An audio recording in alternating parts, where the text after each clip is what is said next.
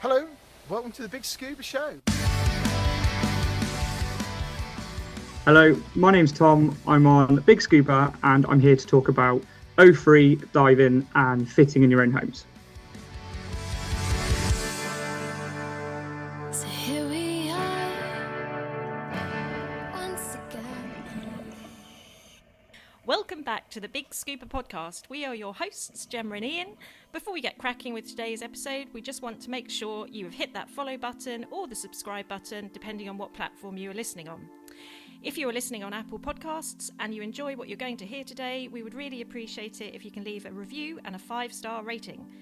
So now that's out of the way, we just want to say welcome and thank you for all tuning in, and now it's time to dive into today's episode.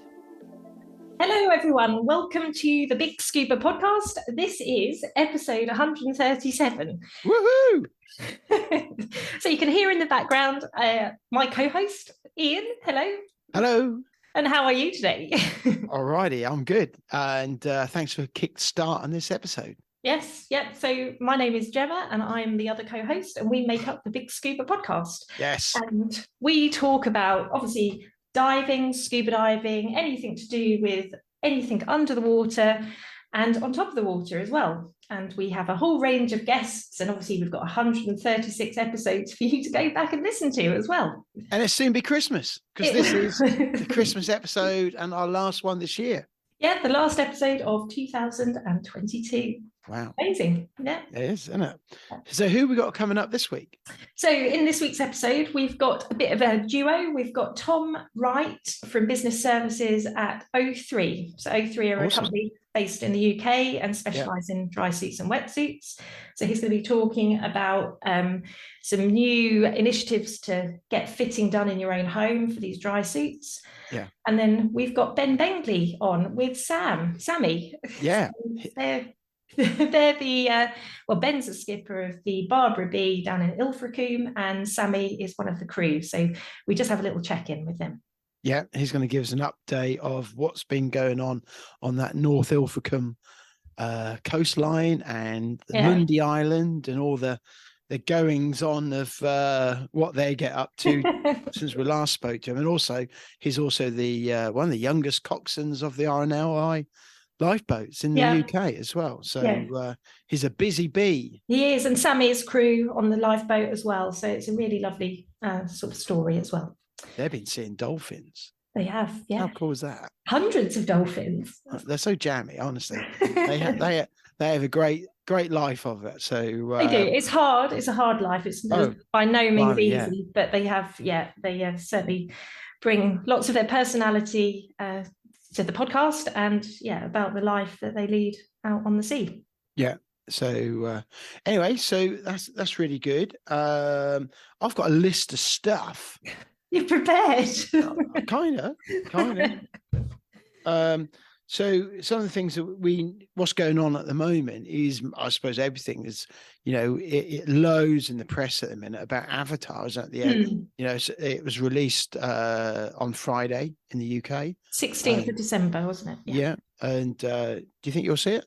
Yeah, definitely. Yeah. And I've seen a few reviews of people, actually divers that have posted on Facebook. I was just looking this morning, and their reviews are really, really impressive. Yeah, a lot of people I've seen saying how moved they are from watching it, and how it doesn't feel just like a film. It actually feels like it's like a whole experience. And there's a message within it as well, I think. Yeah. So no, looking forward to seeing that, hopefully over the Christmas holidays. Yeah, and Kurt Crack, one of our previous guests, and so Kurt Crock, I always get his name wrong. That's because it's spelled the way it is. We won't be the apologies, last, the first or the last. I do apologize, but he's been treading the blue carpet and with his daughter and having a fantastic time. Yes, and I think there's been various things about Kate Winslet and her breath hold. It was 7 minutes 15 seconds. Oh, crazy time! Great. Yeah. You think she went from just like not being able to hold her breath more than a few seconds, like most people, to holding that sort of time. Yeah, it was incredible. Amazing. Yeah. So that reminds me, maybe that's something else we need to try next year. And Kirk Kirk talks about this on our episode that we had with Kirk, right back in January. And so if you haven't listened to, or if you want to hear about how he actually teaches Kate to hold her breath like that, go listen to the episode. It's free. Download it and have a listen. And he explains and talks about it. He does get quite detailed, actually. All about the physiology of the body. Yeah. So it's quite interesting. And Kirk is one of the top people in the world who teaches that. It doesn't come much better than that. And that's why someone like James Cameron has employed his services to help make such a brilliant film. Yeah, really inspiring. So have a look out for that one as well. Yeah. So not really been doing much this week. It's been absolute solid work with the cold climate. I've been doing like 13, 14-hour days. So not really left much time for doing anything else but the occasional CrossFit since we last brought an episode out. What about yourself?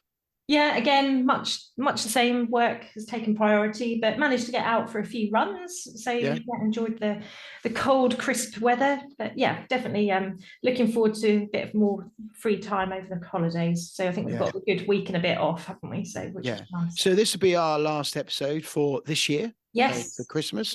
And then we'll continue to share, won't we, on social media? We'll be we'll still be active.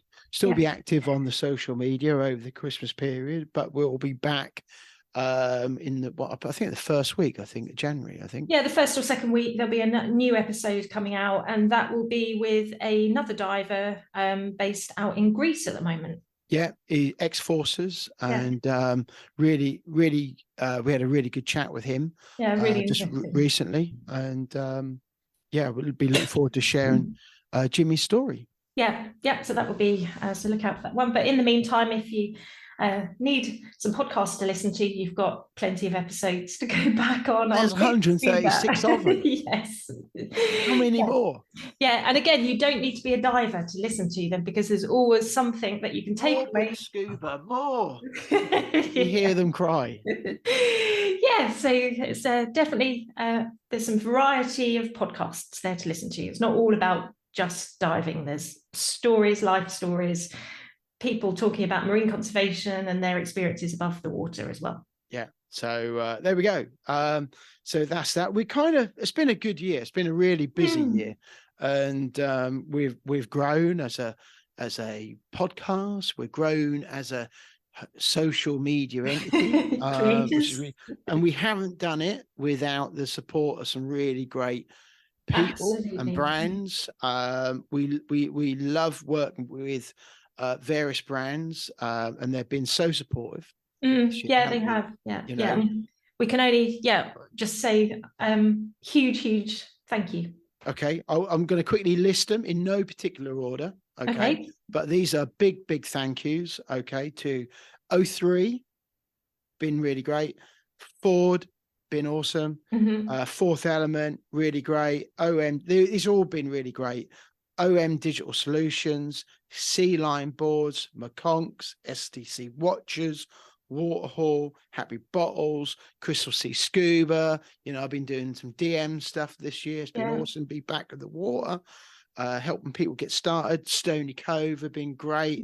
And all our followers and people who like, share and comment on our posts and stories, whether it's on Facebook, Instagram, LinkedIn, TikTok, Twitter, YouTube. That's fun. And for everyone who downloads these episodes on a regular basis, and our lovely Patreon as well. Got to say, it's a great lovely thing to be able to do and have people like and share. And to be so around the world. We're in 124 countries. That's 124. That's just incredible. So, and that again has grown and grown this year. And it's our pokey little podcast, but it is, isn't it? It's a little something that we do. We're based in Suffolk. It's a little star. People don't really know us, and we downloaded 120, and that will forever never stop blowing me away, because I just think that's amazing. Yep, and I'm sure that figure will go up as well. So it's but all we can say is just a super big thank you, and thank you for all your support. So there's 100 and how many countries? 95, I think, in the world. So would you say that we're nearly 2/3 the way around the globe? We're getting there, aren't we?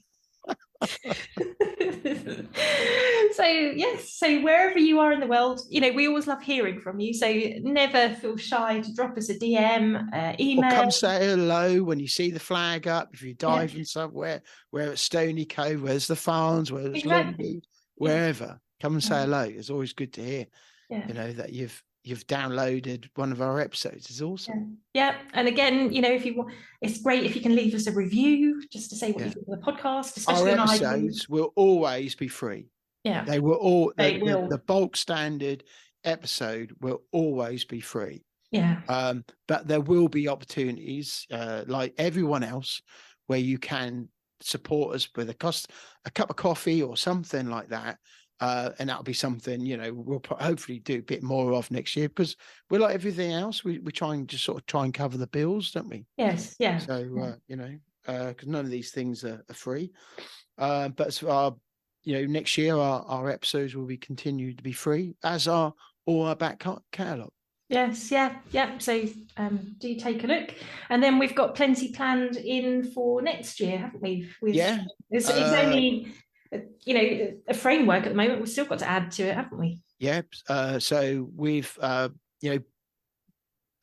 and Sam, or Ben on his own, will be making a regular appearance through the year, because as his work changes. So at the minute, he's doing more fishing than taking divers out, but he's now taking bookings for the divers for the year ahead. So it'll be really cool getting updates from Ben during the year about how it's going with diving, where there's, maybe he's got spaces coming up in a couple of weeks' time. If you listen to this, you'll be getting an update from the horse's mouth. Get booked in.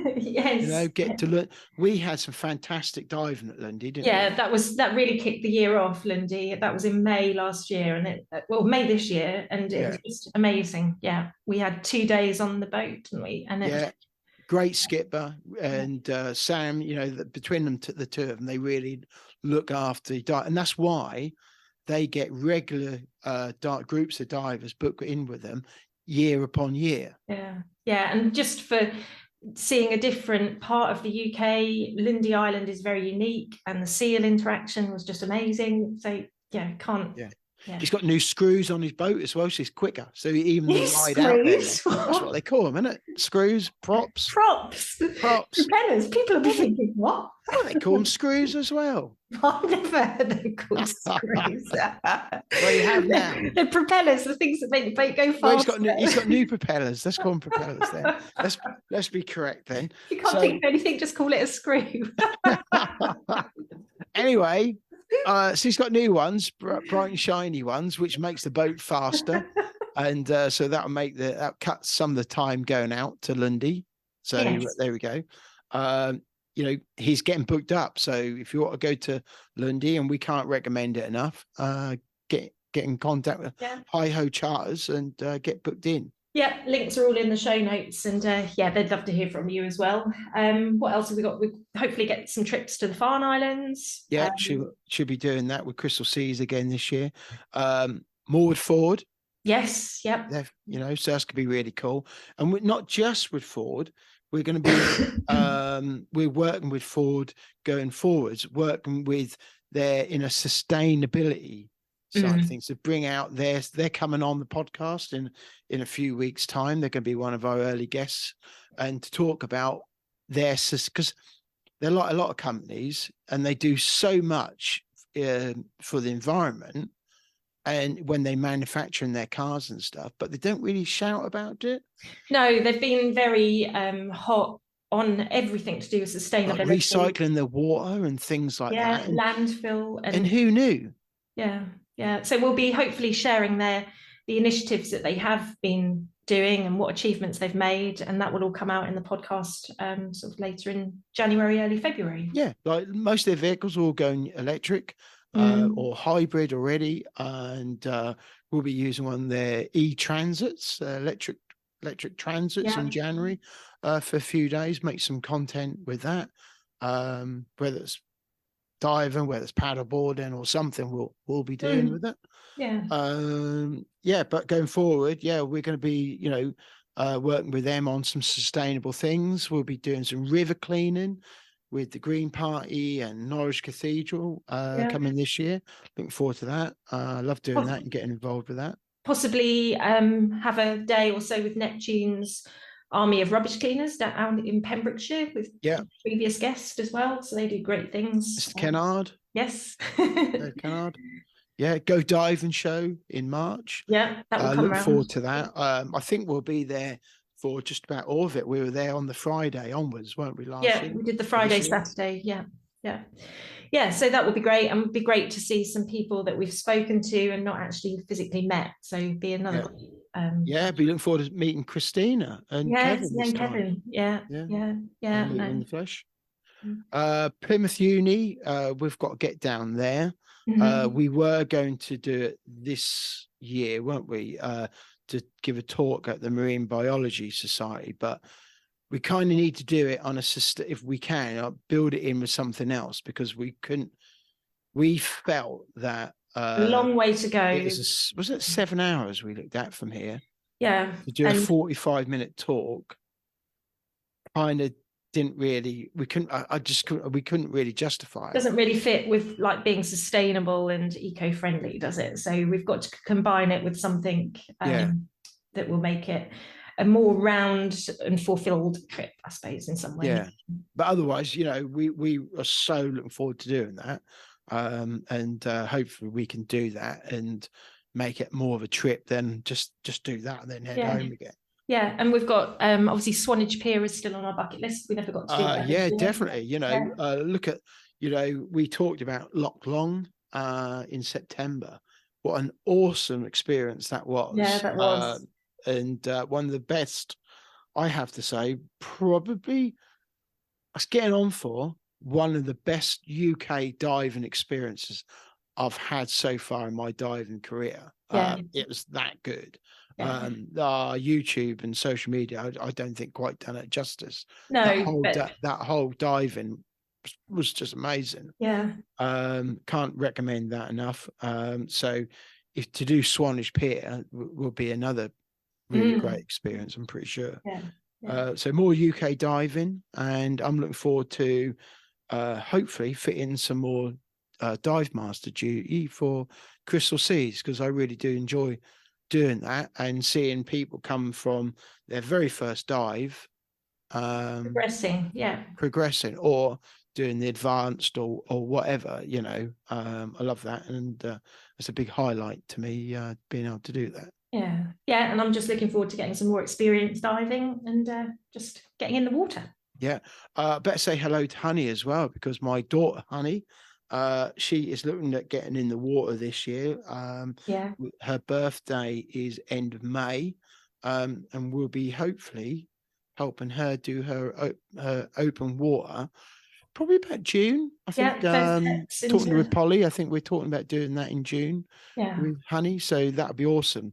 She'll be 13 come. It's amazing. It's great. So really look forward to that, and seeing Honey start her open water journey, because what have we said all the way along, that once somebody starts diving, who knows where diving takes them.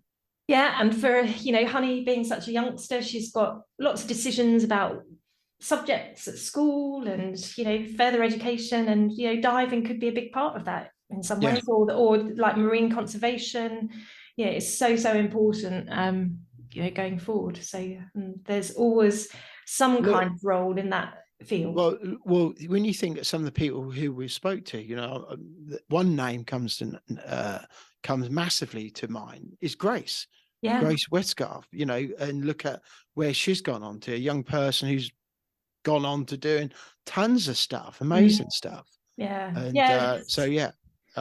Just shows you, and I can think of other people as well who've done their open water and then gone around the world and done learn how to be an instructor and marine biology and all this sort of stuff. So the future is out there to go grasp. And also, once you've got that skill, once you've done your open water, it's something that you've always got. You can always go back to it as well. Yeah.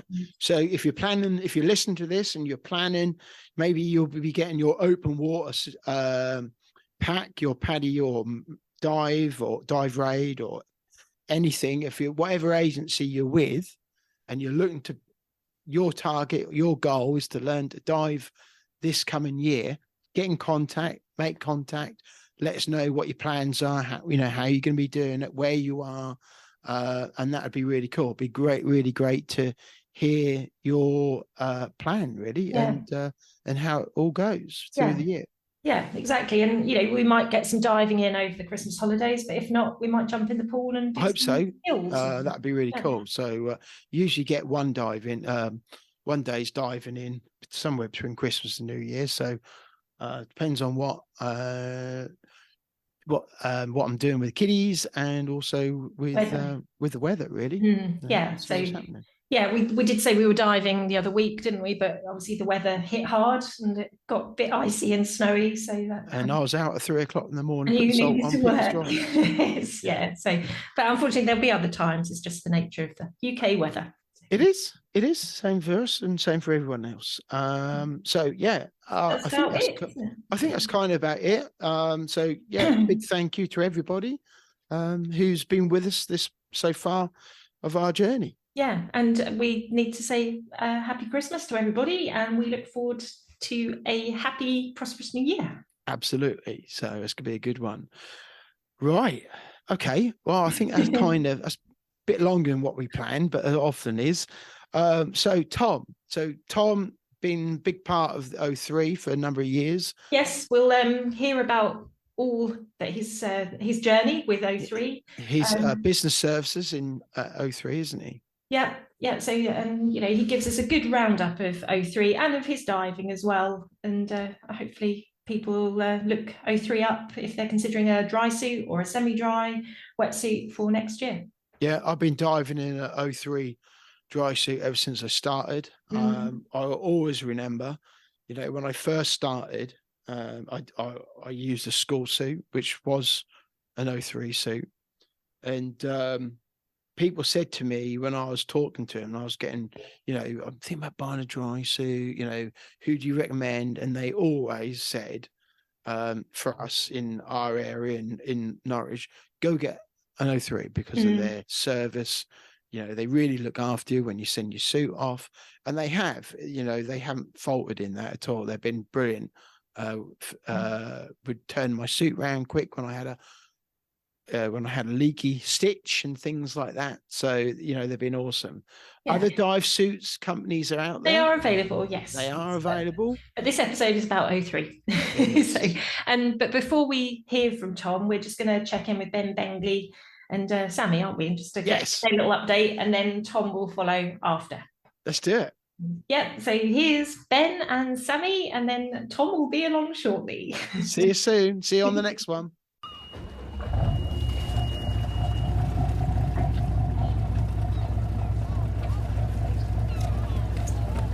Yeah, let it go, Sammy.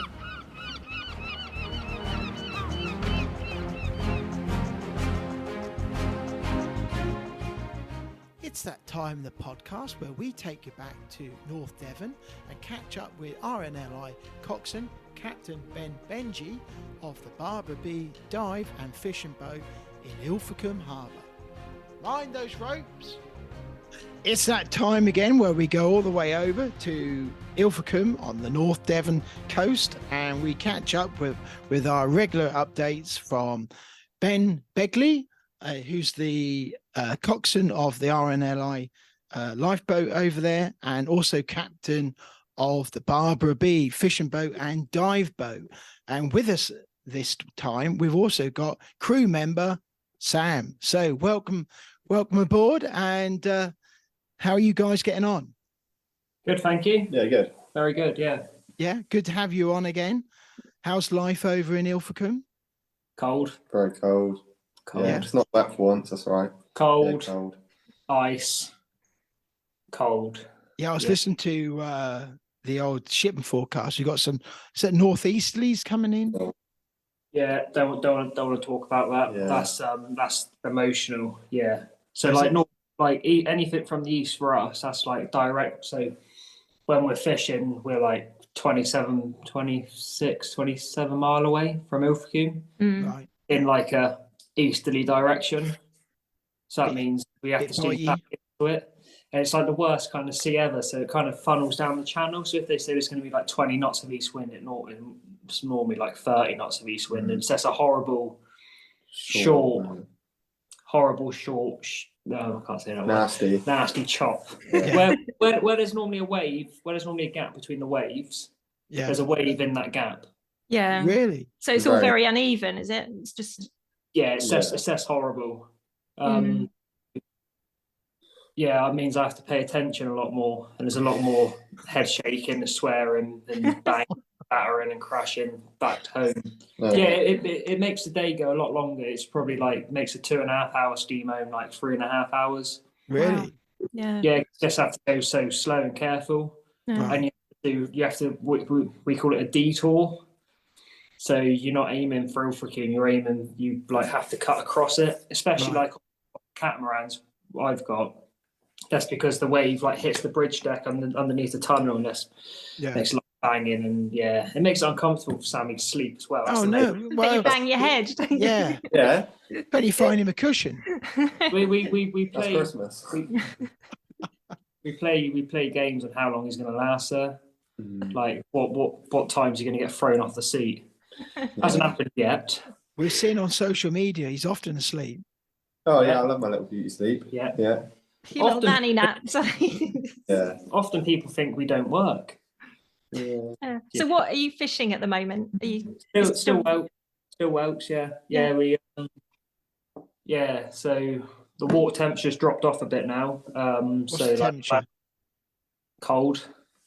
6? Still don't figures now, like 10, 9, 10.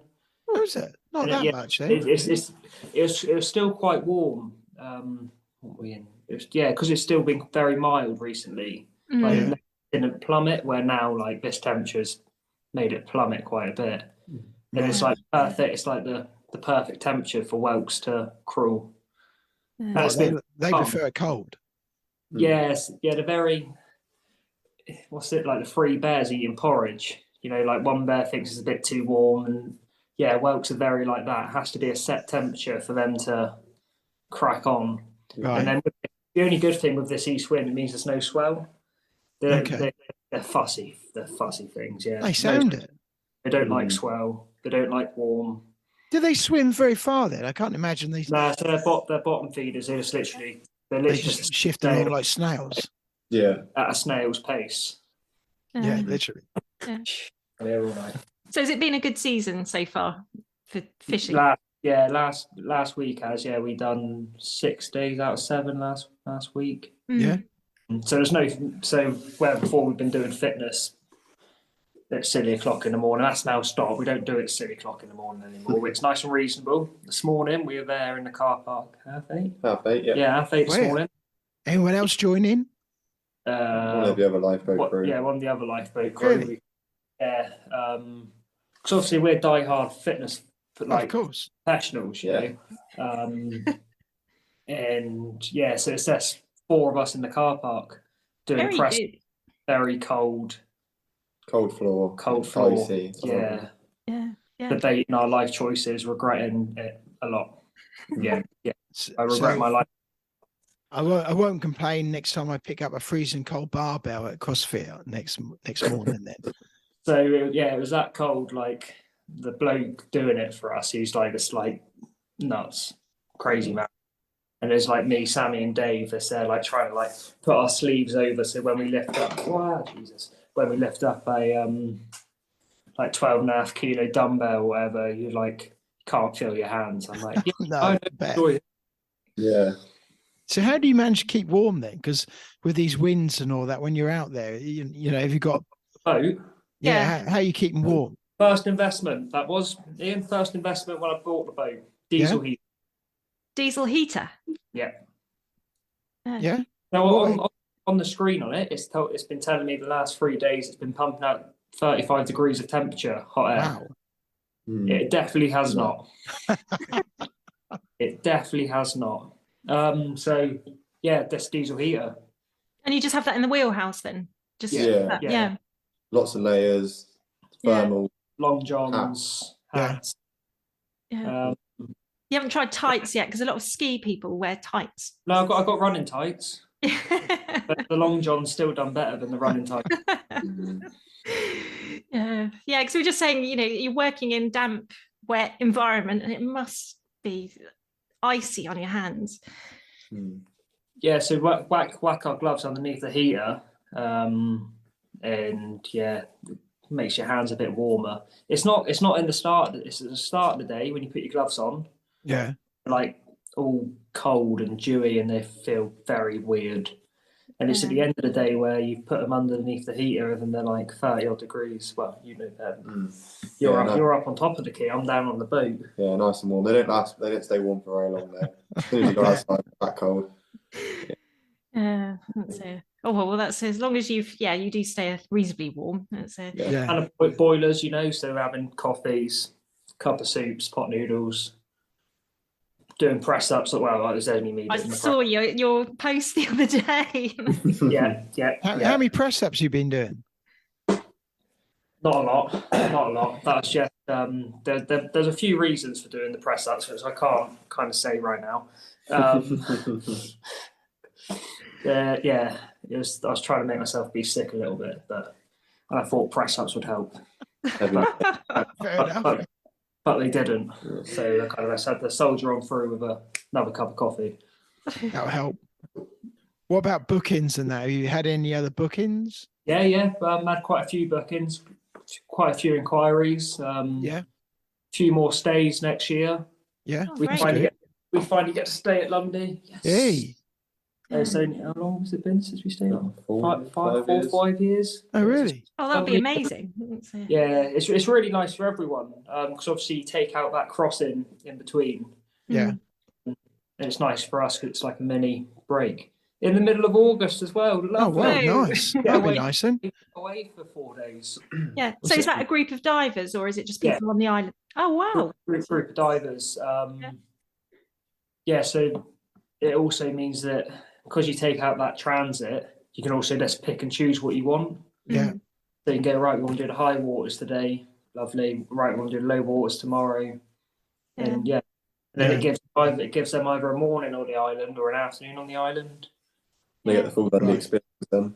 And do they want to dive all around the island or just certain parts? Yeah, so all around the island. Yeah. But sometimes they don't. Sometimes they just want to do the same sites. Yeah. Have they been before? Yes and no. Right. Some have, some haven't. And we've also picked up one from the Lundy Festival we done. What's the woman called? I can't even remember. Yeah. I can't remember what. Lundy has a festival. Yeah, they had a festival last year. We had the dive festival. The whole 60 years. Yeah, 60-year maritime. 60 years. 60. What was that? 60. Don't take us on it though. But don't take us on that. It might have been. Shows how much time. And we done 4 rec days, and they were in charge of the rec days, and they want to come back and do London and do some other sites as well. Yeah. Well, that's great. Yeah. So people are certainly sort of putting an interest in for next year. Yeah. Oh yeah. Very much so. Yeah. No, Are you getting booked up then? You fairly booked up? Yeah. Booked up. Yeah. Right. Okay. We better think about our trip then. We better. I think that was May, wasn't it, last summer? I think so. Yeah. Yeah. May, June time. Yeah. You'll know better than us. I kind of lose track of time from May. I do. Kind of just goes to blur. It was still short weather, wasn't it? So it was definitely May, probably. 1st of August comes, and then by next time it's 2nd of September. I'm like, where did that go? Yeah. So what about the RNLI? Has it been busy with shouts? No, it hasn't been that busy. What have we done? We've had a naming ceremony for a new lifeboat. Oh wow! For a new little inshore lifeboat. Yeah. That was. So is that an additional or is that replacement? Replacement. So 10-year age life of these ILB lifeboats. Yeah. and they're like the workhorse of the fleet. Yeah. Those are the ones that hurt a lot when you get off them and you can't walk for several days. Because you're kneeling in there, you're sort of kneeling down, aren't you? Yeah. We had one service to 2 paddleboarders west of they came out of Lee Bay in a offshore wind, and it was a 9.5 metre spring tide, and they got taken 2.5 miles west. Really? Yeah, lucky, very lucky.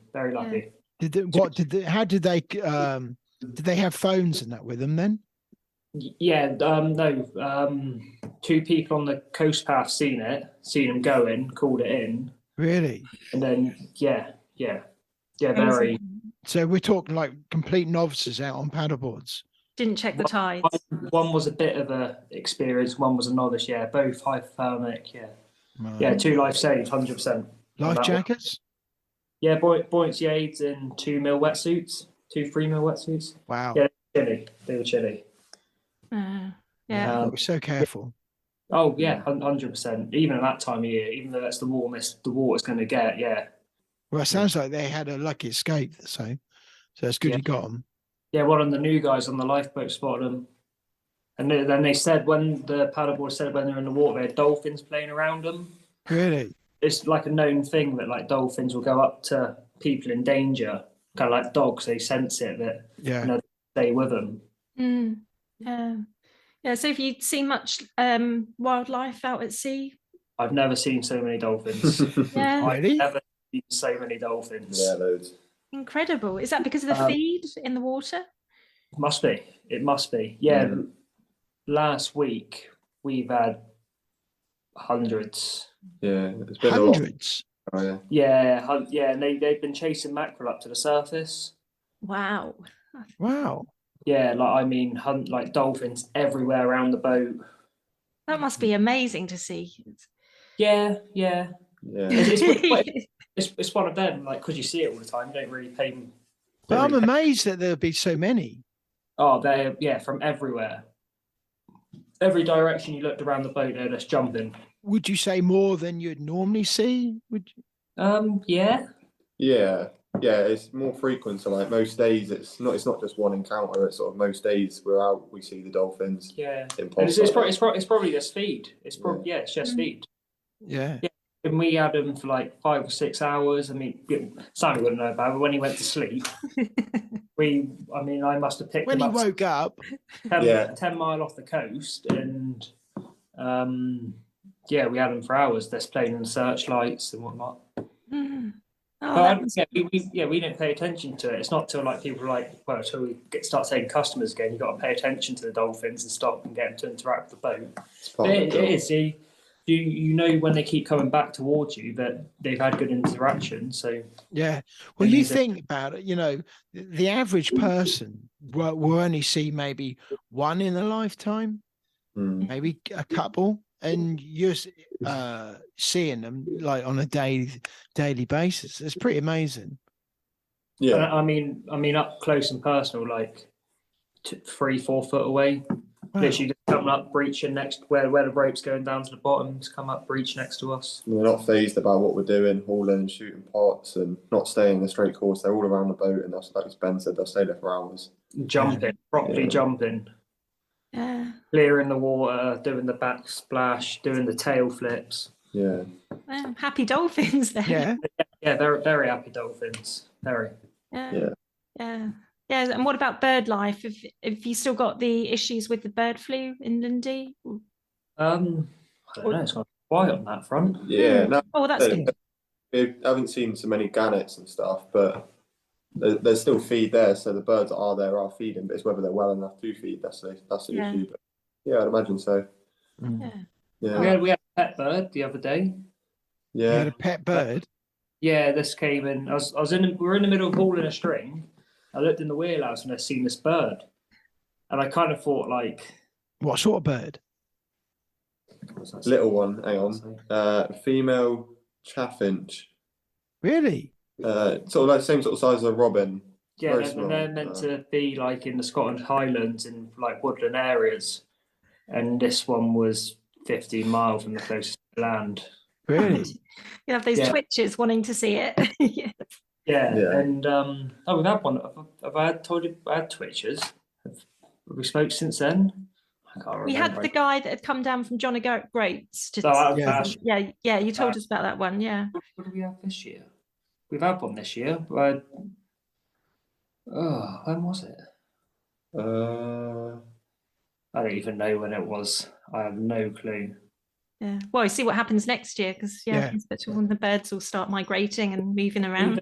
So have you got any Christmas decks up in the boat? No. No little Christmas tree or anything like that? No. Fall over. Yeah, fall over. I've been shopping today and gotten some treats, Excellent. Got some chocolate for tomorrow. Yeah, sorted. What more do they want? Exactly. Yeah. No, we're not very we're Christmassy, but we're not Christmassy like that to that front. Yeah. Will you be taking much time off? They start taking whelks on the 22nd. Then I think they'll start taking them again from the 27th to the 30th, I think. So we'll try and get 1 or 2 days in between Christmas and New Year. Oh, well, that's good. Yeah, because I just thought most fishermen lay up for a couple of weeks. But yeah, if you... Well, it all matters on the weather as well. Yeah. It's bad anywhere. And I just looked at the forecast and, it doesn't look promising for that front. But that just means I have to spend more time in a pub, which is unfortunate. I will take one for the team, and well, you got to support the local community. You have got to support the local. You have. You are right, and as one of the local community, I need to be at the forefront of that, keeping our local establishments open, our local watering holes. Yeah. So your fitness thing, you haven't given up the juice then? No, we had last week off because we were working every day. We've done 3 days a week for the last. Well, this is 12 weeks in. That's good, isn't it? You must notice a difference. No, 11 weeks in. Yeah, I got a 6-pack. That's how I noticed the difference. I got a 6-pack. I can see things I've never seen before. There's veins in places I never knew veins existed. You can tell I wasn't at school a lot, biology, can't you? Last time we spoke to you, you were saying that you hadn't got any core muscles, and now you're saying you got a 6-pack. So that's awesome. Well, core muscles, they're still there. Yeah. Not in like full front, but no, it's good, isn't it? It's good. Yeah, it's good. Keeps us motivated. It's normally every day that we go to sea. The day after we'll be in the training, so we're always active every day. It's good. It's good crack. I mean, we're not dead yet. There's been some dangerous times. I'm not going to lie, where I've honestly thought about throwing in a towel, but no, it's hard. I think it's harder now that it's gone cold. Yeah. Like before, it was kind of like manageable when it's like 7-8 degrees. You tend to lack the motivation a little bit more because it's so cold. No, definitely agree with that. But but once you've done it, you feel so much better. Exactly. He wanted to stop, but he said to us, "We can stop at 12 weeks," and we're like, "Nah, keep going now." Yeah. Until we get to like summer, I'm like, "Mate, I cannot do anything. I'm not keen. Let's do push-ups on the boat. I'll do 100 push-ups today. That'll keep me going." Do some burpees. No, that helps get the heart rate going. I hate burpees. Burpees banned. What have we banned? Burpees. Press ups almost got banned because he made us the other day do. Well, you got us doing diamond press ups. Diamond press ups. What are they? Where you hold your hand like that. Oh, those. Yeah. They do triceps. Yeah. He can get buggered if he thinks we're doing them again. Very rebellious. It's just. Oh no, there's a lot of. He said he wants feedback, so we give him it. Our coach often gets us walking over a big box carrying heavy weights. That's not one of my favourite ones either. Yeah. Then he gets us in the gym occasionally, and then they do a Saturday morning boot camp for an hour. Oh, right. Yeah. So anyone in the Ilfracombe area who will listen to this should come in and join in then, really. We're very sarcastic. We also refuse to do a lot of the workouts, but carry on doing them. I threatened to throw his phone in the bush. Because he puts his phone up and like shows you how long left. Like when you change circuits, you're like, oh Jesus, how long we've been going? Like sounds like he has a lot to put up with. Yeah, he's got part with us. Yeah, So but He's lucky he made 12 weeks. he's been asking us for the last bloody 4 years to try and work out with him. And then now he's got us, and I think he regrets his life decision. He knew what he was getting, you know. Yeah. There's a lot of swearing involved. I'm sure. In our group chat, there's also a lot of swearing involved. One of the guys has muted it because we started replying at 3 a.m. He wasn't appreciative of that. Yeah. But no, we're going to be the fittest boat next year. Yeah. Yeah, no, that's Bring it brilliant. on. Sammy's a knuckle dragger. And apparently, I'm a streak of piss. How much of that you can use? Technical phrases, of course. Technical phrases. Yeah. Oh well, it all sounds good. You're certainly keeping yourselves busy. So, what do you think next year's could be looking like then? You got anything coming up? No, nothing fun. Just more work. Did I not see you at the Go Diving show? Oh yeah. Oh, sorry, Jesus. Boats goes to the yard in February for a refit. Right. Me and Sammy, I think, are going to Amsterdam during that time. Not for the whole time. No. It's going to Been before? No, it's experience. Want to go just for a weekend? Yeah. Sounds good. Experience, yeah. I want to go awful. Yeah. We can do some good navigational skills around there. And then start of March, we're at the dive show. Yeah. The Go Diving show. That's the one. The Go Diving show. Yeah. Yeah. Brilliant. Up north. Is that your first time there? Yes. Yeah. Brilliant. Yes. Yeah, we're on there's a British Isle stand, and we're on the other British Isle people. So is it to promote the diving? To promote anything. To promote the diving at Lundy, to promote any work that we could get commercially for doing different diving setups. Yeah. Oh, because we're quite easygoing apparently, and we'll do anything. Yeah. And like I'm the only boat now between here and Padstow, passenger coded. So like in the winter time, so we're due a Lundy run soon to go and take a load of supplies over. Yeah. Right. Fill the boat up with booze again. Have some fun time. That's good. Keep them all watered. Yeah. Keep the fluids in. It's very you've got to keep hydrated. Yeah, it's very important in this time of year as well. You know, Yeah. you've got to keep warm and you've got to keep hydrated. And there's a lot of good establishments that can help that. I mean, at Lundy there's only one, so that kind of. So have you got a favourite tipple then? Are you beer or cider? Cider. Cider and rum, yeah. Spice rum, that's dangerous. That's very dangerous. That was Sunday night as well, yeah. Yeah, it's very dangerous. Yeah, it's very dangerous, this stuff. It is. Well, because you only go out for one or two. Dangerous job. And then you still go back for more. So That's it. When I make friends, that's my issue. I've got a face for making friends, but we both got a face. Very approachable people. Yeah. We had a lot of people approach us the other week in the pub. I know that much.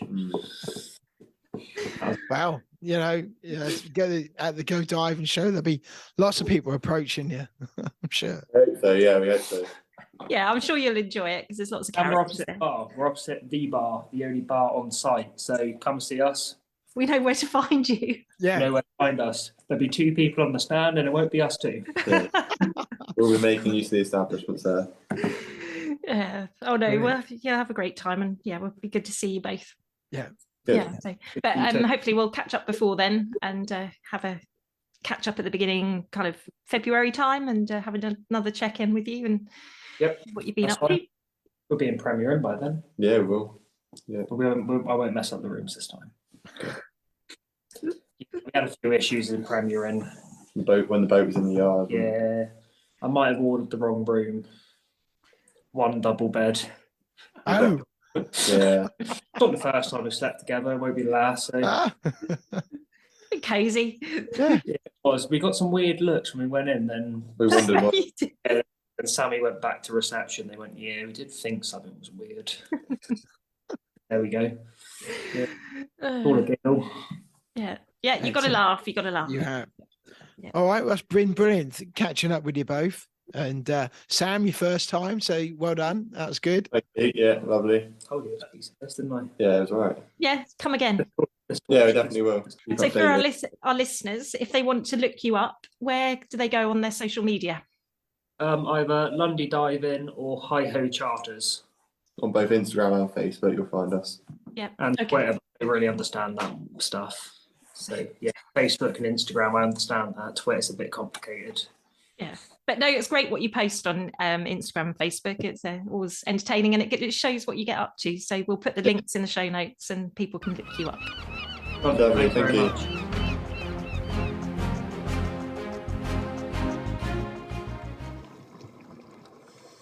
Right, hello, Tom Wright from Othree. So we've known Hello. you.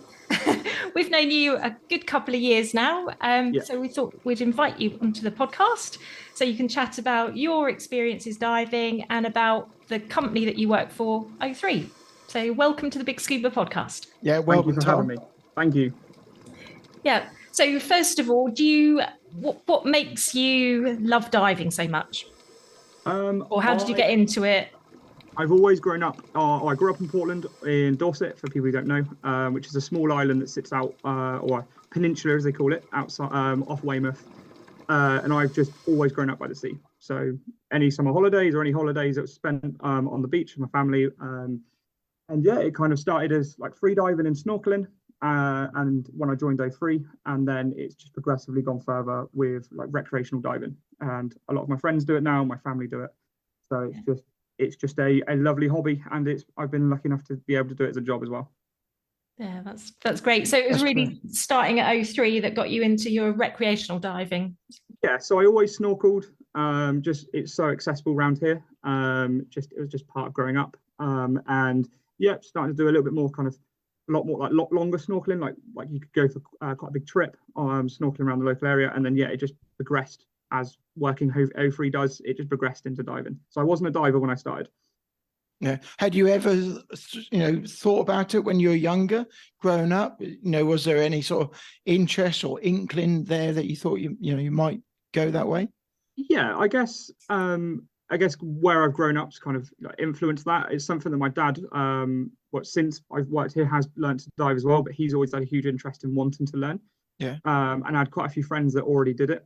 And I think just having an interest in the local area, when you can just see like the local boats that are going out. A lot of them are dive boats.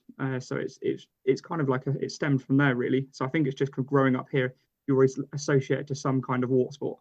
Yeah. So for those who unbelievably don't know Othree, because this podcast goes out to lots of different countries. Explain roughly where Othree is actually situated in the UK. So we are based on the southwest, like south coast. I think we're classed as southwest. So yeah. We are in Dorset, on Portland, which it's a peninsula that sits 2.5 miles outside, like out off Weymouth, and we're situated on what we call the Beach Road, which it's a bit of land between the two places of Portland and Weymouth. And we've got sea either side. So when you look out the office window, we're 100 yards from Chesil Beach, which is an incredible shore dive, which is also it's a part of the Jurassic Coast as well. So it's loads of history, lots of wrecks, and it's part of where we live. It's a huge part of where we live. Yeah, and we were lucky enough to come and see you late last year, wasn't it? Yeah. Yeah. Did you guys ever get to dive? Did you guys ever get to dive there? No, we ended up at Vobster in the end. Didn't we? Yeah. Yeah, because it was a bit blowy that day that we came to see. And we didn't have a huge amount of time, did we? Because I think we came down on the Friday. Yeah. And then by the time we got to meet another Tom, and Jem was trying a dry suit on as well. So by the time that was all done, it was like we had to move on because it was quite late in the year, wasn't it? Yeah. Yeah. We're like when it gets into the autumn, what holds us back, like we've had a lovely day today, is the wind. If we get like a southwesterly wind just of where we're located and where the harbours are, it just makes it incredibly inaccessible. It's like really inaccessible because the wind just completely blows the diving locations out, or just like water sports. Yeah. I know there's other parts of the country that does make it a little bit easier, but southwest does kind of stuff with your plans. I'm sure you have that on the day you come down. Yeah, but when it's good down there. Oh, it's stunning. It's incredible. Yeah. So if people are based in the UK and they've never been down to the southwest, then it's definitely somewhere that they should consider. Definitely in summertime, for sure. Absolutely. I'm a member of a few Facebook groups along there, and they are sharing all year round about the diving they're doing off that coast. And it's so lovely to see some of the photos. The visibility is brilliant. Really do see some great photos that they're taking. We could be really, really lucky with the visibility, and just again off Chesil Beach, which is just outside the Othree. It's the marine life's incredible. There's just so much going on. It can be quite turbulent, the water, so like it gets turned up and it uncovers some incredible things, wrecks just off the shore, and it's a great shore dive because it goes down to 18 meters or 17 meters.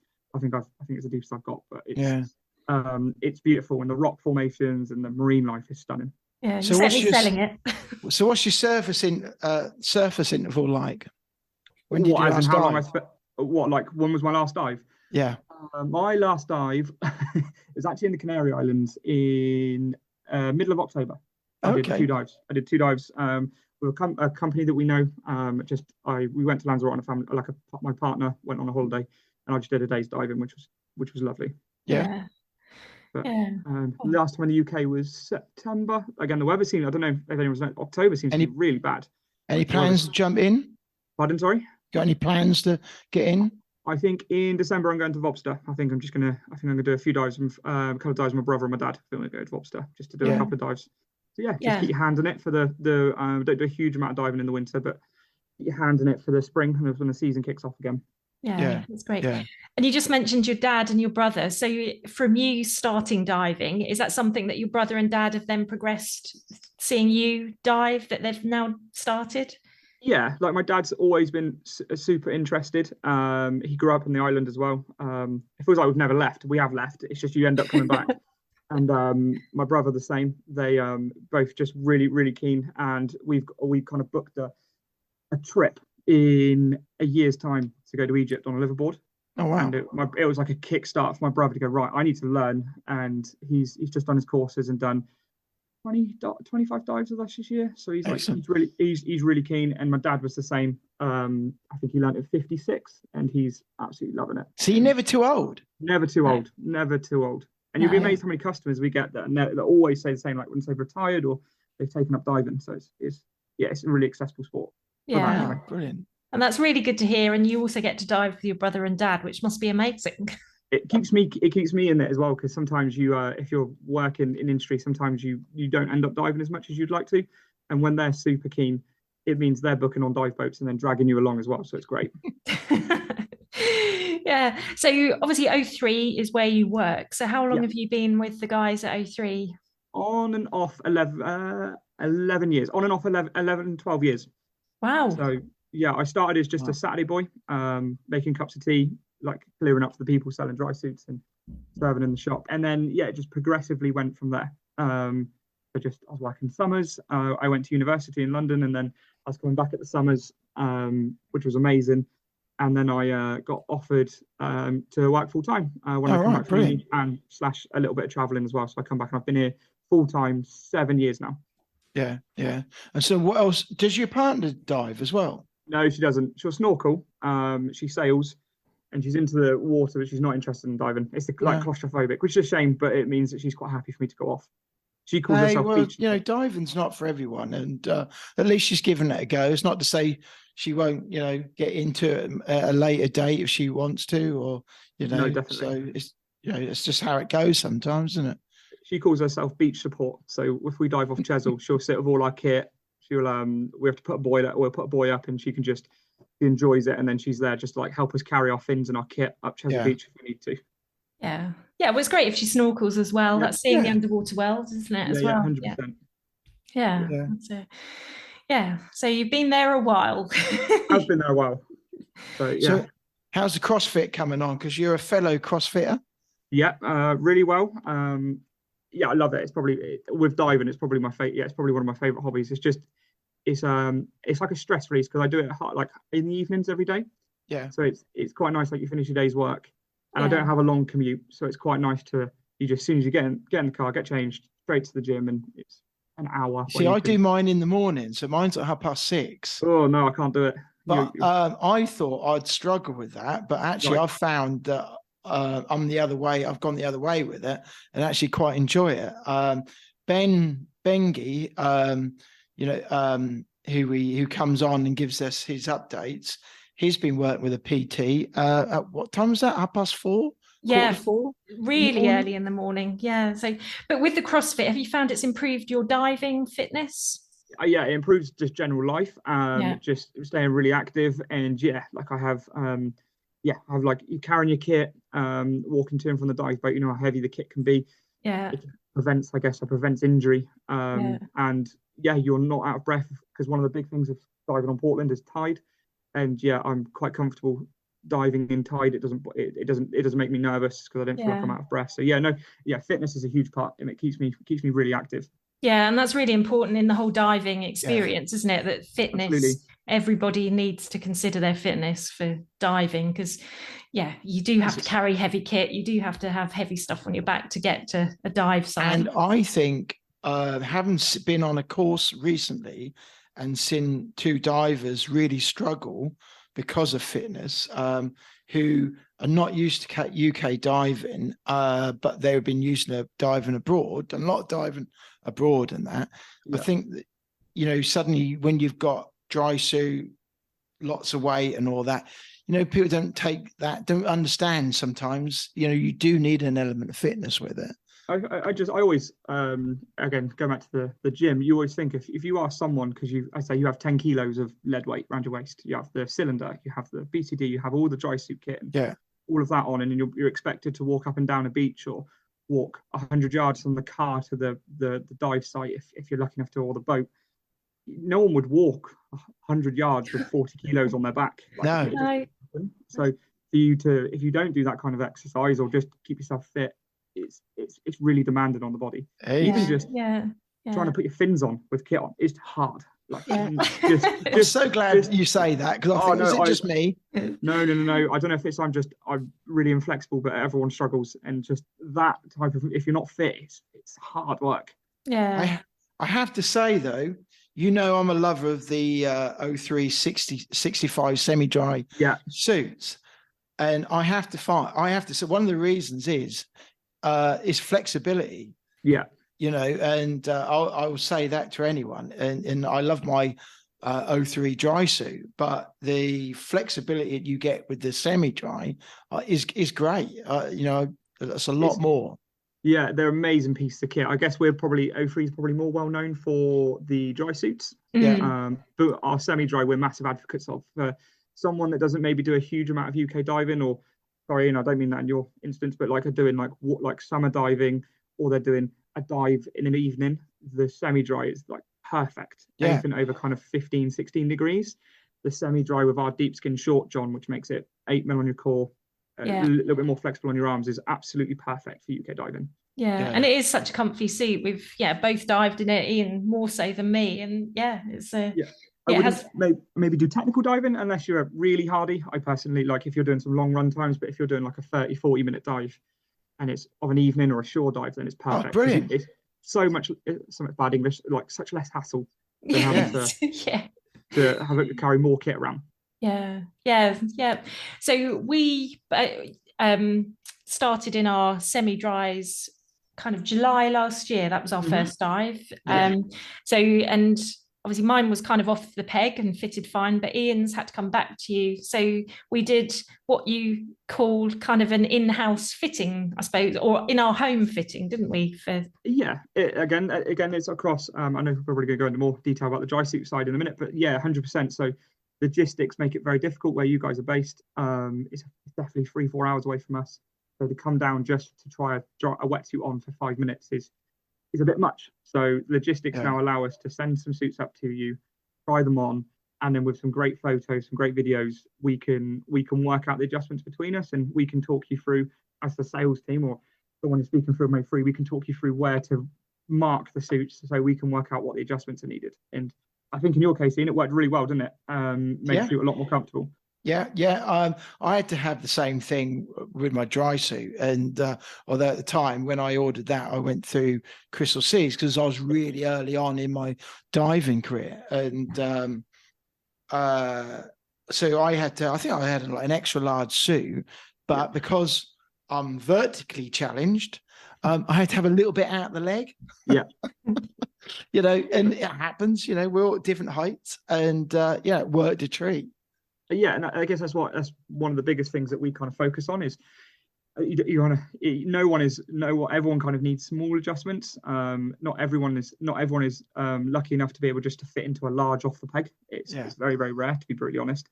And everyone needs those minor adjustments. And although you probably could dive with the suit with a little bit longer in the legs, it makes it a lot more comfortable. It removes that issue of having like floaty feet.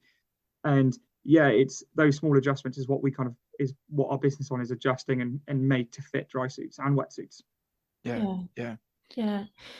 So if somebody was obviously thinking about getting a dry suit from you, what's the kind of process? So say they live a long way away, so they're So we have two options in which we would fit someone into a dry suit. So we would so there's always the shop. So we have a shop front here at Othree. It's not just a unit where we're building and producing suits, which is obviously open 6 days a week, which is an amazing option. People can come down and try the suits on with us. But we know, like I said about the wetsuit, it's not a viable option.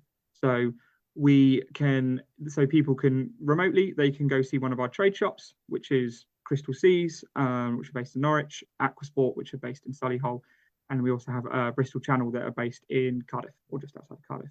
Yeah. But alternatively, we can do something called fitting in your own home. So if someone is interested in a new suit, a full price dry suit, we would send them we'd send two suits up to the diver or the customer, and then what that are closest in fitting to them, and then we would send them. We'd basically do like a fitting via Skype, Zoom, WhatsApp. Wow. Or we can do it via photos if they're confident enough, because there's a huge range of divers that people come to us. We have people that are obviously incredibly new, have never used it or even worn a dry suit before. And then we have people that have been diving for 30, 40 years and they know exactly how they want their dry suit to fit. So I guess it's a confidence thing with people, how they want their dry suit to fit, in which way we'd like to go. But we can do either. And what I didn't mention is we would ask for measurements up front, like 8 or 9 key measurements and some photos. Work out if you're a large and an extra large, and we'd ship them up to you with DPD, and that would all be covered within the price of the full price suit.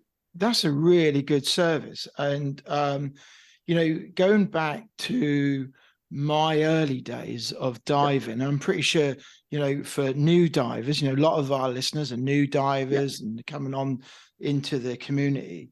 A lot of the times our choices are down to what's other people diving in, who we dive with, what dive center, what do they normally either sell or recommend. But what you're actually saying is those constraints are no longer have to be considered, because you can supply a dry suit as well to someone who's at the other end of the country as well as they are in Portland.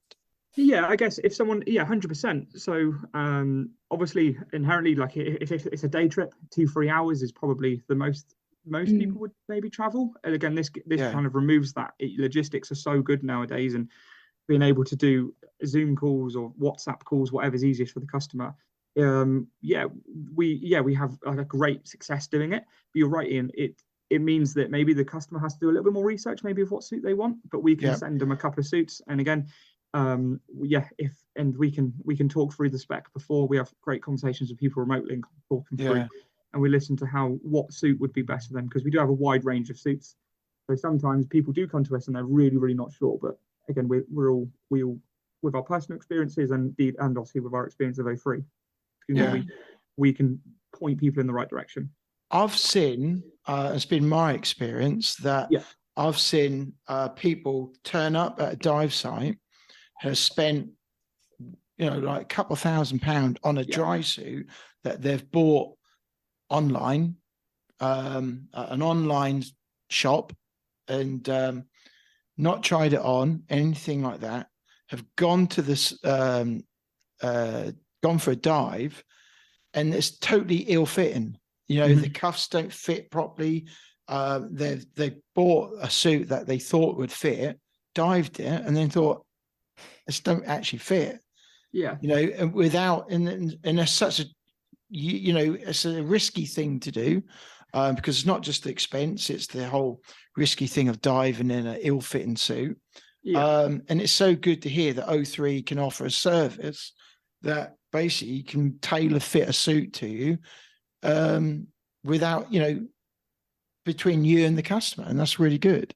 No, definitely. And going back to, like, it genuinely is a thing where it's not that often that we get people that are recreational diving that are perfectly fit into a suit. People need boot changes, neck and wrist, making sure they're tight enough to make sure water doesn't come in. And again, like you, Ian, a joke, I didn't know it was the case until I started working here. I have really short legs. Like, I always need to have the legs changed. So like little things like that. And although you could dive it, you run the risk that you could have an inversion, or especially if the neck and wrists aren't right and it's a cold day in February, you run the risk that it could be quite dangerous. I guess it could be very dangerous.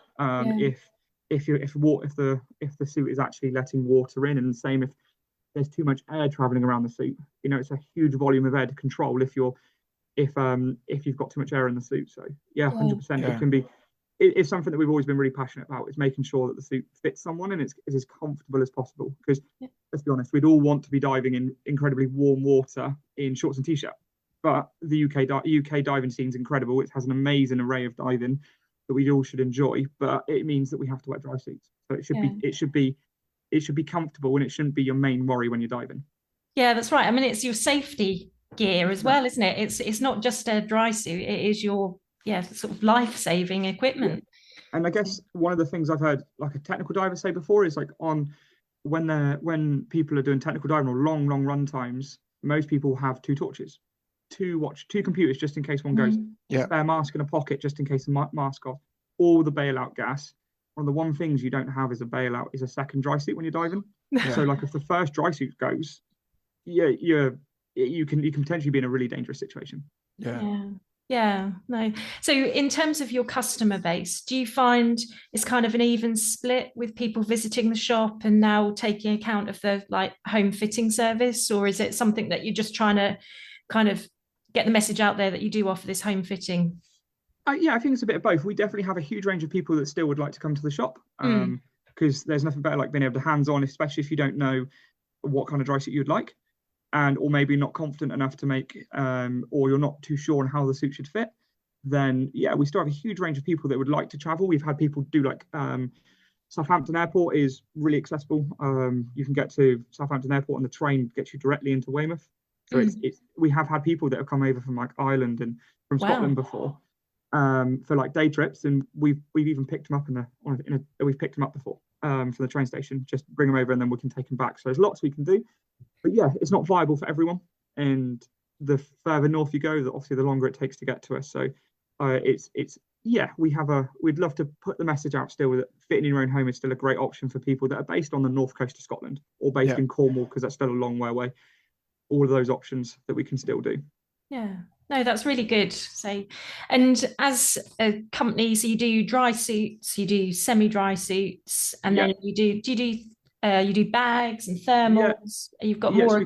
We've got a full undersuit range for our dry suits. We've got a wide range of wetsuits as well. We've got shorties, free mills, undersuits for short wetsuits as well, and then we've got a full glove and hood range and boots. So anything that's neoprene based, we pretty much do as well. But it is, like, I'm sure if people are listening, it's mainly dry suits that what people hear us for. Yeah. And they're all made, all the light adjustments, you do that all in-house? So we don't hide behind the fact our neoprene products have been built in the Far East. We don't hide behind that. Like, we've been in the same company for over 20 years, and we still QC them with every kind of delivery and everything that we still do. But yes, any adjustments, alterations to those off-the-shelf products is done in-house in our workshop, or alternatively, like, made to measures is all done in-house as well. Yeah, that's really good. And that's a really good kind of selling point for people, isn't it? That they know that they're talking to you who will see their suit or do the alterations. Yeah, no, definitely. And I know there's always sometimes people are concerned about when stuff's built in, I guess, in the Far East. But the neoprene. But what's not these days? Well, exactly. No, that's a very good point. You've obviously got your very cheap items, and then you've got iPhones and our smartphones that we've all got are all built in the Far East. But yeah, all of the neoprene we've ever used in 33 years of business has always come from the Far East. Like nothing's ever changed in that. We still use the same company. Nothing's changed on that front. It's just 20 years ago with the demand and everything, we went to the Far East. Yeah. And is Sean and Marcus, they're still involved? They're still heavily involved in the business? Yeah, both directors still heavily involved. Still at the helm, as you say. Yeah, they're definitely still here. Yeah. So your customer base, is it worldwide? So you've got. Yeah. So we deal in a lot of countries. Obviously, our main customer base is probably based in Ireland and the UK. But yes, it's getting bigger and bigger as the year goes on in Europe, especially. And then yes, we're ever expanding into. We have lots of divers in, or lots of customers in, like Australia, America, Canada, and just a wide spatter of people, a wide spatter of countries. It sometimes surprises us that people contact us from those countries. Like, oh wow, okay. Because you're in the business services side of things. Are you seeing that in that sales? Are you seeing that increase further afield? Yeah, definitely. Again, I think it comes to logistics because a lot of our stuff is direct. Yeah. You do see I guess word of mouth is an amazing thing, isn't it? Yeah. And we just, for example, we have a huge following of commercial divers that we deal with in Seattle. It started probably with one person, and it's just spiderwebbed into a wide range of, and it comes from word of mouth and social media and our website, and just we definitely see an increase. It's logistics, isn't it? It's been able to reach people that are in more remote locations. Yeah. Like a couple of our ambassadors they're doing some very, very deep diving in Indonesia. I guess 25 years ago, they wouldn't have contacted us because it wouldn't have been easy to get stuff over to them. So so it definitely is always expanding, always growing. Yeah. So anybody listening to this podcast in, I don't know, Canada, America, where it is dry suit diving kind of environments, then they're more than able to make contact with Othree and see what you've got to offer. Actually, just before I was speaking to you guys, I was just dealing with someone in Quebec. So it's really accessible. Logistics, we can do it through measurement forms, photos. We 99% of the time we could be able to size someone remotely, and be able to go from their measurements and not even do the fitting in your own home service. We can do it remotely from with measurements and photos, and speaking with the customer and work out exactly what they would like. We can do it remotely, absolutely no problem. So turnaround time. So say somebody North Carolina says, I want one of your dry suits, and they make contact. How quick? So say they make contact on a Friday and they want to buy a suit, they've got their measurements. How sort of quick could you get a suit to them, would you say? If they were lucky enough to be off the peg, we could get the suit shipped in a few days. Wow. And it could be, and again with the logistics like DHL and all that, you can select who we deal with. We've had suits in America in 3 days. It can be really quick. It's 3 days. Yeah, we've had some suits. I saw that you guys have done a podcast with Steve Lewis. We've had suits to Steve in 3-4 days if we need to. And yeah, it depends. It's adjustment or orientated, like how it depends on what adjustments they need. Yeah. If it's like dry gloves, changing boots, panels being put into the suit, our lead time at the moment is about 5 weeks. Yeah. So it's not stupidly long at the moment. We're increasing, expanding, and it means that our lead time's in a really good position at the moment. Yeah. Oh, that's really good to hear as well. So do you have a busier time of the year? Is winter busier for you once people start thinking about getting new dry suits, or? We don't. I guess we don't. It seems to be busy all year round. I think because dry suits allow people to dive into the winter. We don't have like serious peaks and troughs where it isn't just a summer sport, I guess, anymore, is it? People can dive all year round if the weather's good enough. Of course, like the start of the season. So Sean always says that Easter used to be 25 years ago. Easter used to be the start of the season. Definitely seems to be around that period. Like the dive shows are in March. That seems to be like the perfect time for them to be placed because it's just before Easter, just before the seasons to kick off. There's obviously some thought that's gone into that. yeah, like the winter, it does quieten down. People start to get their stuff serviced. I'm sure everyone puts their kit in for servicing, doesn't it? It's the same. Yeah. But we're still very, very busy through the winter though. Traditionally, I used to book my dry suit in for about January, I think. Yeah. January's always a tough month, isn't it, for everyone? Like let's be honest, diving's not a cheap sport, so putting kit in for January is maybe the right thing to do if people aren't diving. Now, I was going to ask you, actually, I don't know whether you would know the answer to this. So, go for it. Now, a lot of companies, we're all looking at reducing waste, and when we've got waste, what are we doing with it? We've got to tie up with SDC watches. Now, they make watch straps out of reclaimed wetsuits and things like that.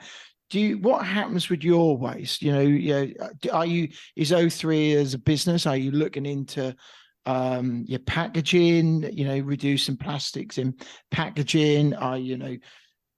Is there anything that happens to any waste that you have, like with offcuts and neoprene and things like that? Is Othree looking into it? Oh, I think like every company, you're always trying to be as green as possible. I think that's the way that every company needs to go, or has to go. We need to kind of get away from single-use plastic.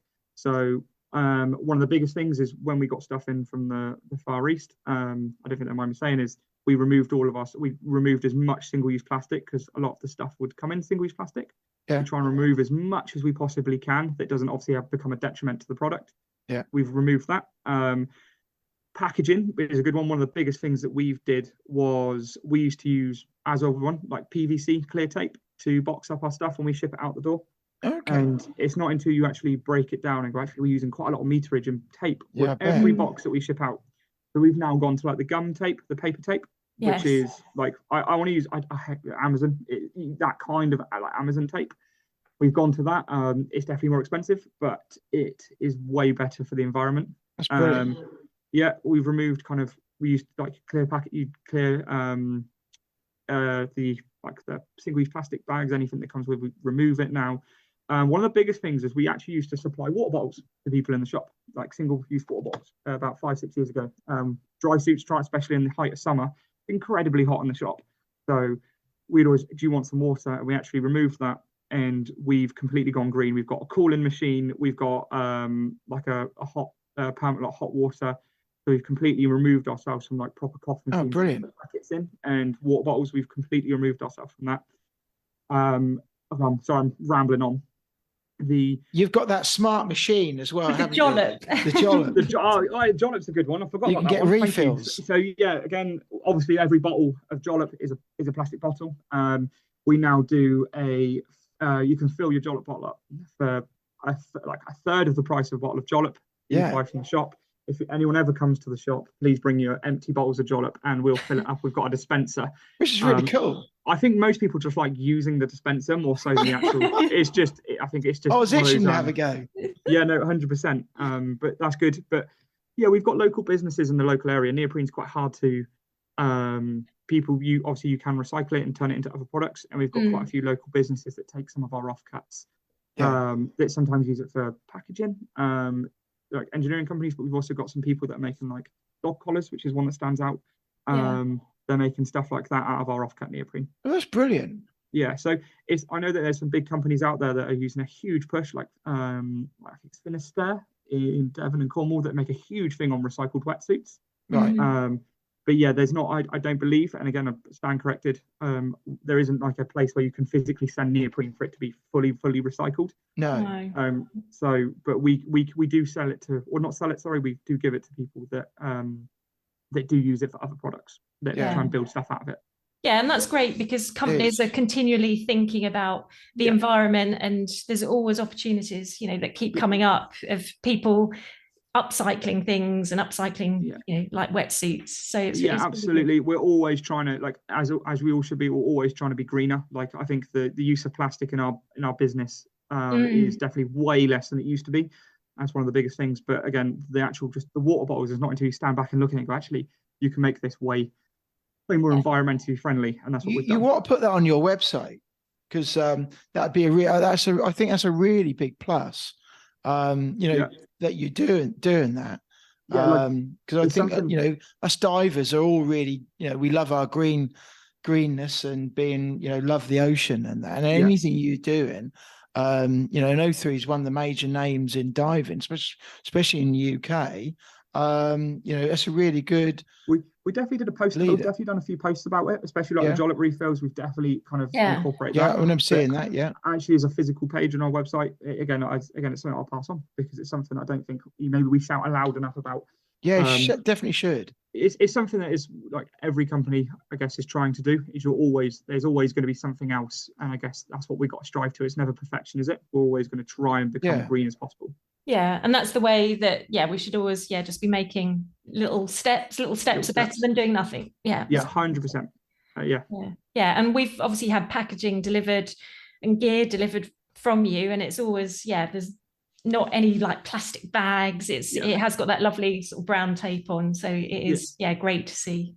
It's very, very difficult. Like if you're shipping suits thousands of miles, the first thing again, what was back like 15 years ago, is people would put polystyrene in because it's ultra protective, it's ultra awful safe, stuff, and isn't it? you're protecting the product, but it's incredibly harmful for the environment. It's got it's got a huge degrading life. It takes ages to degrade, and it's not the right thing anymore. So we're always trying our best, and if we always call it shipping air. If you have to make the box as small as possible, so you're not having the suit or any of the products wobbling about.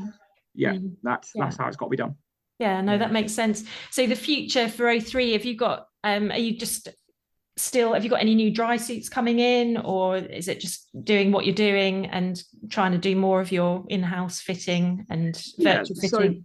There's definitely we've obviously brought our tri-laminate out, the 1990 dry suit in the last 5 years, or the 3 or 4, between 4 and 5 years it's been out. It's obviously a lightweight travel dry suit, or a lighter weight suit, sorry. And I imagine in the next kind of 18 months, couple of years, we'll probably have another style of that tri-laminate dry suit as well. And probably a more heavier duty version. No, it's good, and it's obviously constantly evolving, and people they want different things, don't they? Absolutely. And we definitely, obviously our neoprene products, neoprene dry suits have always been our like bread and butter. We've been doing them for the last 26 years.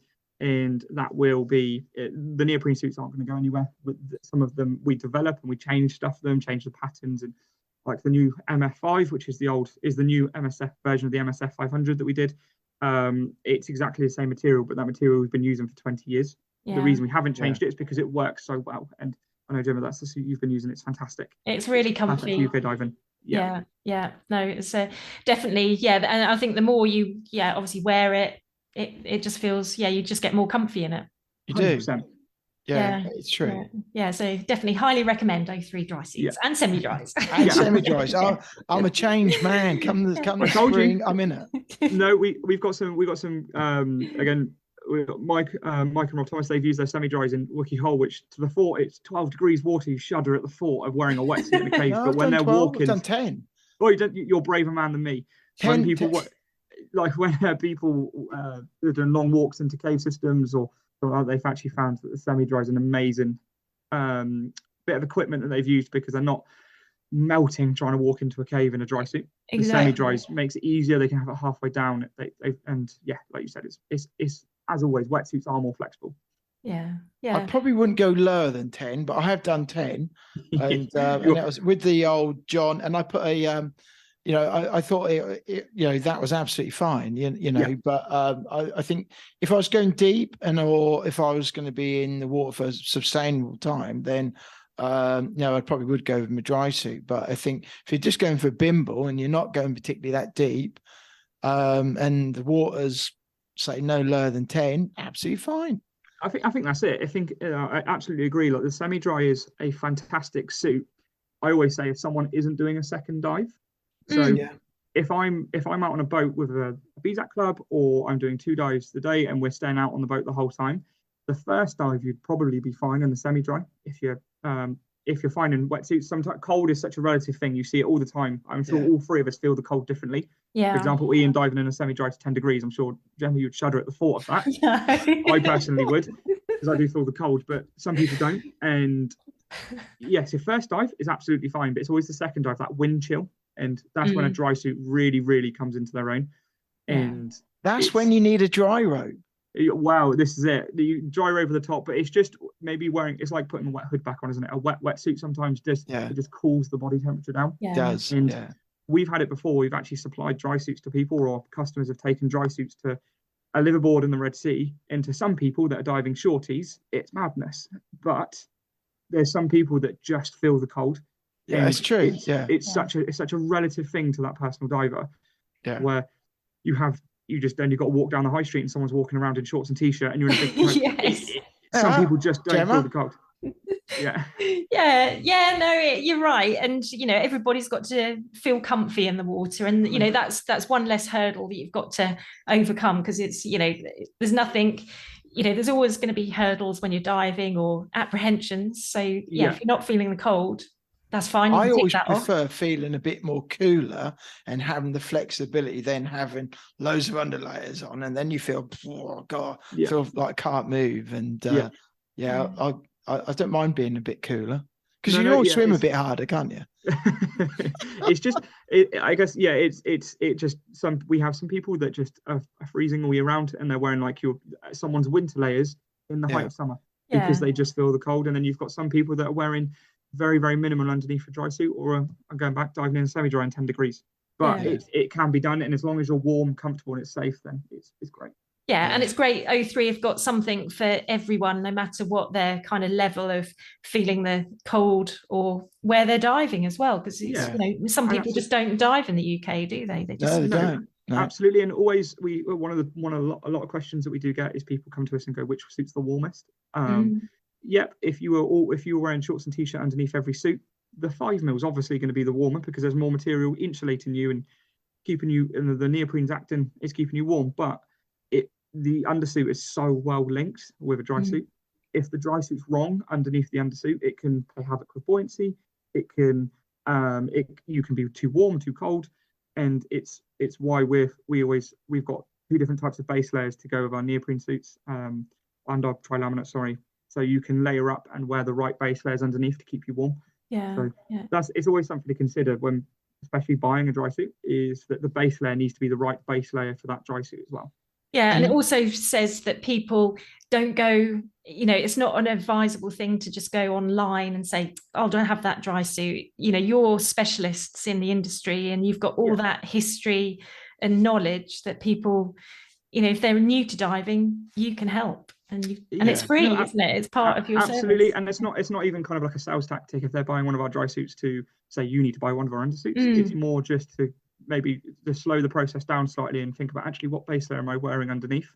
And I'm sure, Ian, I think you've said before, and you're a dive master, there's some people that wear a huge amount of base layers underneath a very thick suit, and they need 30 pound or 18 kilos to sink, and it's something's not right. It's not because you can't sink, it's probably because your base layers, your dry suits isn't cohesive, is probably the best way. And your base layers complement your dry suits.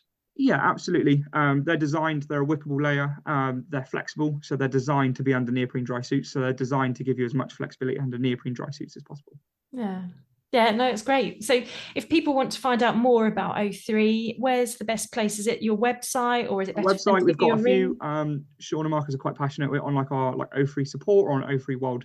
There is stuff on there about different materials of dry suits, how the base layers work, and it hopefully will give them some kind of indication like how it can balance itself out and which one can work. So hopefully that kind of points people in the right direction. But at the same time, the whole sales team are fully understand it, and sometimes I personally prefer just picking up the phone, and I'd rather chat someone through it than maybe a long-winded email. And if they don't quite understand it, I'm more than happy to chat through it. So even if they just pick up the phone and ask us, we're more than happy to help. Yeah, that's great. And it's more personal service then as well, isn't it? You've got to talk to a human being. Yeah, because everyone's situation is different. Yeah, you've got to speak to a human being. Just all Ian says, and absolutely. We're still massively for picking up the phone and ask, because everyone's situation is different, everyone's diving's different, and we can hopefully point people in the right direction. Well, that's really good to hear. And I think that's a brilliant service that, you know, you don't have to be on your doorstep to order a suit. You can get it tailored and you can have it delivered, you know, really quick, even if you're in a different country. No, definitely. I think it's brilliant. With everything that's going on in the world with Brexit, it's a little bit more difficult going into Europe now. But again, we can talk you through the process, and we can even do repairs in and out of Europe. We've like temporary repair, like imports and exports, and we've done a lot of research to make sure that we're not leaving our European customers out. We still can get suits back if they're willing, if they're happy to. We can get suits back and repaired and altered, and we can do a new suits. We can talk people through the process. I'm proof for that. You know, when I sent my dry suit off to you for repair, you know, you soon had that back, and I was in it the following weekend doing dive master stuff. So thanks for that, for a really quick turnaround. One thing we want to ask you actually is, you know, we like to get a bit of a nugget, a bit of a life hack. Right. Off our guests, so we're going to put you to the test now. For our listeners, what do you have something that you could give them to take away? Maybe doesn't have to be about diving. You know, we do keep it fairly open, but we ask a life hack or a little nugget to take away from this conversation that we've had, that you can maybe give them.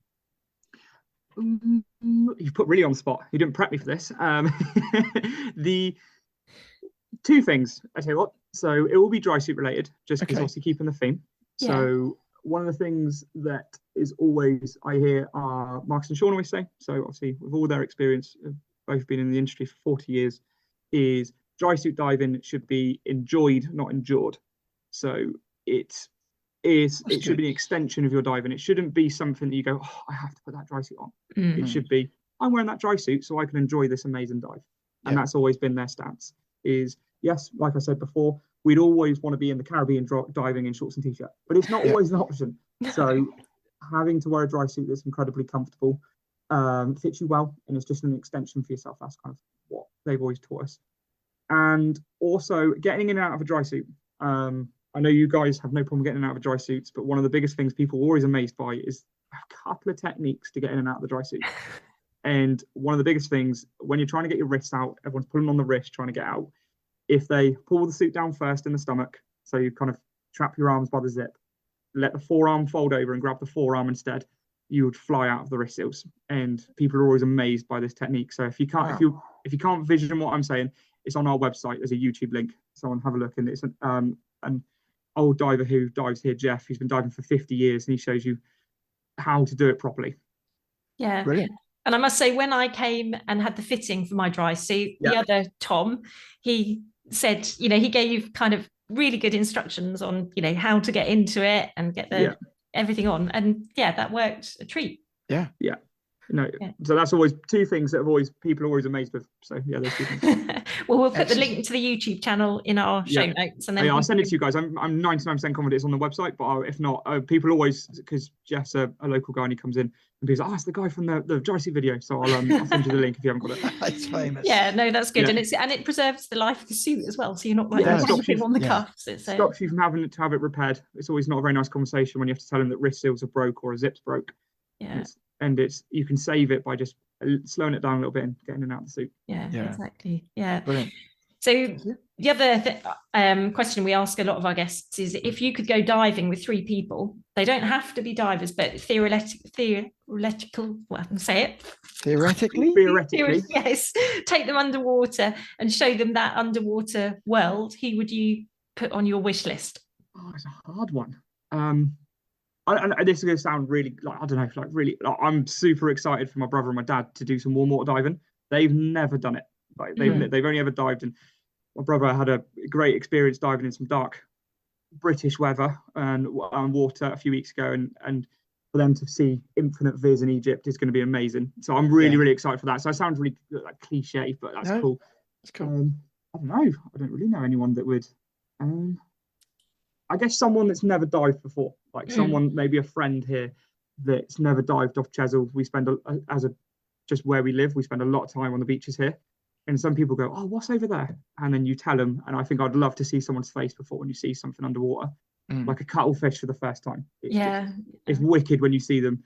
So that's probably what I do. So no one specifically, but that I can think of. We'll probably end the podcast and be like, oh, that'd be a good answer. But probably then what I just said. Yeah. No, good answers though. Yeah, and it's great. Is that fine? Yeah. You've got your dad and your brother, hooked onto the diving. You know, to dive with family must be pretty special. They're probably gonna laugh at me for saying that, but it is true. It's gonna be cool when they because they've done a fair bit of UK diving, and my brother went on a 28-meter dive and he forgot his torch, so it's pretty dark for him, and he was following my torch, which is he won't do that again, I'm sure. But when we're diving the Thistle Gorm, I'm sure he's going to be absolutely amazed. Oh God, yeah, awesome. Yeah, no, very good. Yeah. So the other question that we ask, if you could have a billboard, so you could put it out to the entire world and get some kind of message out to the world. So you could write something, you could have a film on it, you could have an image, but just a message that you would want to put on your billboard to get out to the rest of the world. What would your message be? Does it have to be diving related, or is it? No, absolutely anything. Yeah, absolutely anything. What would as you guys, I'm massively into fitness, like health and fitness, and I always preach, and probably my friends get bored of it, is not CrossFit because that's too far, but more just how good and how like mentally, physically, emotionally, how much I benefit from just doing a little bit of exercise, even if it's couch to 5K or if it's going for a walk after work. I love it, and I think I'd be on a billboard if it was done by me. I think it'd be about like health and fitness. I think that'd be my main focus. Just get outside. That would be outside. That's what. Yeah.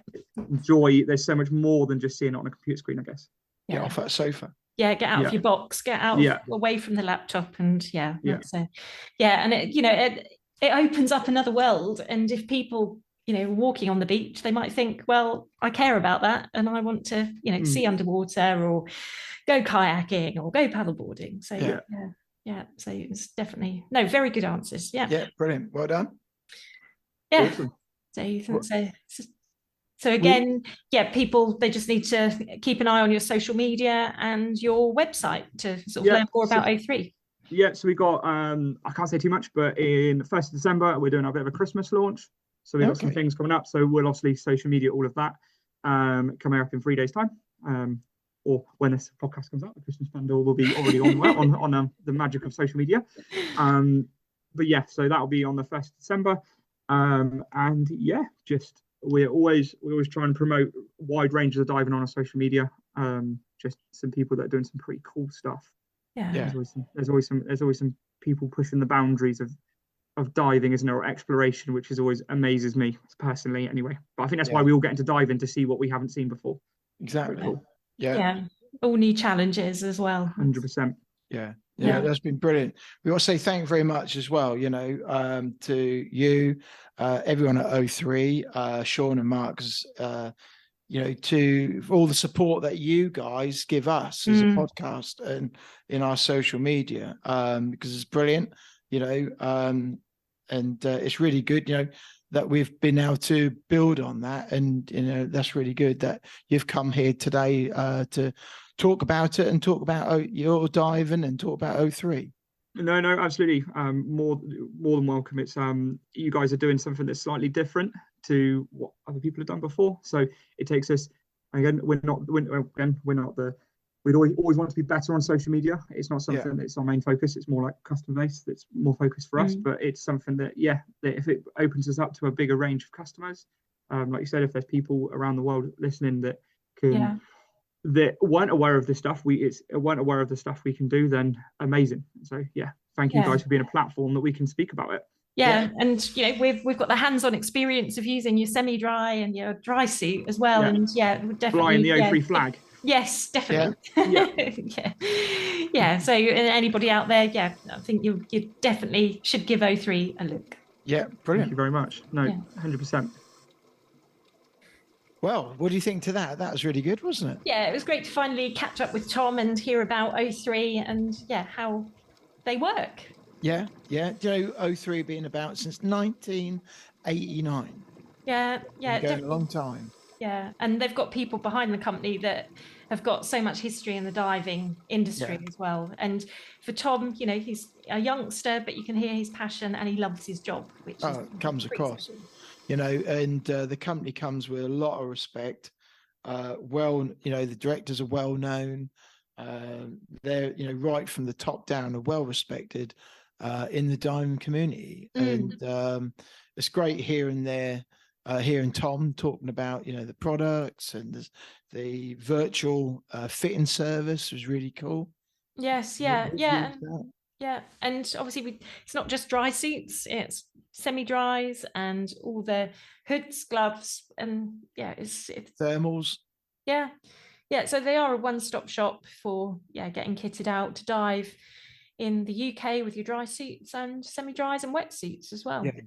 And good couple of nuggets there he gave us towards the end there. It was great. And his first podcast, and he did super well. It did really well. Yeah, it really was. It's not always easy when you know, being asked to come on and talk about yourself. You know, nobody likes talking about themselves, and talking about the business, and you know, where he's been, you know, really for what was it, 10 years he's worked there. He's been he's sort of it's in his blood. That is true, because he's obviously he's now managed to get, his dad is now into diving, his brother's now into diving. It's brilliant. Shout out to his dad and his brother as well, and a fellow CrossFitter as well. Exactly. So, but it's really good, and hopefully people will look Othree up if they haven't you know, even sort of investigated their dry suit range, because it's certainly extensive, and the customer service, we've got to say, is personal. I guess we have to say there's other brands are available, of course, but, you know, is a big wide diving world out there. But we're testaments, you know, I've dived in Othree my dry suit since I started 7 years ago. Now also in a semi-dry, Othree semi-dry. You're in a Othree dry suit as well. And you know, you love your cuff dump, don't you? Got pockets. You love you love your Othrees. It's brilliant. It's very versatile. So I think definitely it's the free world out there, but I'd take a look at the Othree website and just widen your choice. Othree.co.uk, go there and start the conversation, you know. Pick up the phone, and that's a really good thing that came over in the podcast. It's not an online such business, it's very much personal, and you can talk to real people no matter where you are in the world. That virtual fitting service is open to everybody, and it's really good as well.